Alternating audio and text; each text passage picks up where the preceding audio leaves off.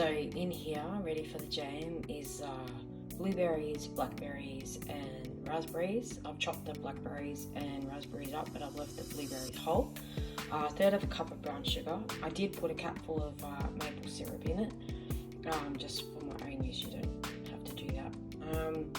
And it's got a whole pear in it. Now the reason there's pear in it is because pear is high in pectin. Pear and apple are the best fruits to use if you're gonna use natural pectin rather than the shop bought pectin. And you don't have to use a whole pear or apple. You can generally get away with half. I've just put the whole in because it makes it a bit thicker.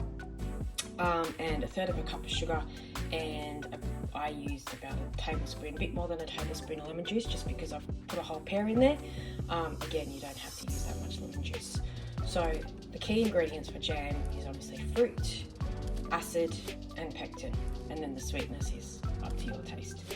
Right, I'll be back when it's boiling. So now you can see the bubbles and the boil, and as long as it boils all over for about 5 to 8 minutes and it water falls down the back of the spoon. So if we just get a bit of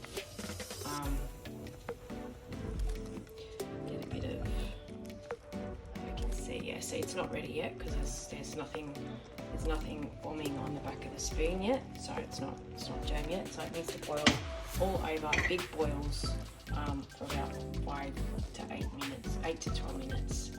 8 to 12 minutes, not 5 to 8 minutes, 8 to 12 minutes, and then you'll have your jam. So you can see on my fingers how it's like just sticking. That's jam now. So we didn't have the waterfall effect on the wooden spoon. So there's a couple of ways to test it. The wooden spoon method. Google has another method with ice cold water, and then obviously just test it with your fingers, and you can see that it's not going anywhere. It's been resting for a couple of minutes. Gonna put it in a jar now, let it rest until room temperature, and then you put it in the fridge. I didn't really keep a close eye on it because I've been doing it quite a few times now. I kind of know what to look for, but basically keep your eye on it when it's first starting to boil until it gets to the big boil. And when it gets to the big boil, all over like literally every bubble is, all over the pan, that's when you set the timer, or just keep an eye on it for that 8 to 12 minutes. I did mine for 10 minutes this time because it was already close to boiling for a couple of minutes.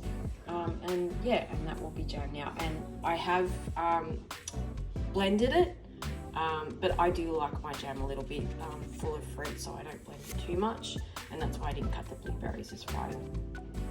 So that is blueberry, raspberry, blackberry jam with pear, lemon juice, maple syrup and sugar.